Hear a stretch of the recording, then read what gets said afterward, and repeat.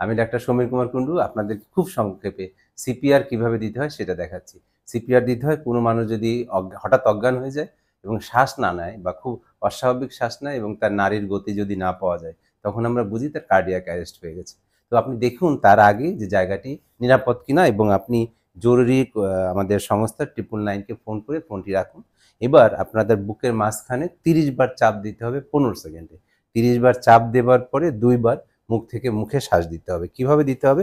আমি বুকের মাঝখানে আমার ডান হাত যেটা শক্তি বেশি সেটা রাখলাম, বাম হাত দিয়ে লক করলাম, হাতটা সোজা রাখলাম এবং আমার সমস্ত ওজন নিয়ে আমি তার বুকের উপরে চলে আসলাম। এভাবে 1, 2, 3, 4, 5 এভাবে 30 বার চাপ দিবেন। 30 বার চাপ দেওয়ার পর তার মুখ থেকে মুখে শ্বাস দিবেন। যদি এটা না পারেন চাপ চালিয়ে যাবেন।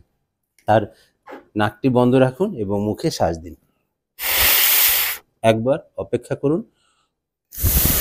আবার যদি দেখেন যে তার জ্ঞান ফিরে আসে নাই, শ্বাস ফিরে আসে নাই, তখন আবার তাকে 30 বার চাপ দেবেন।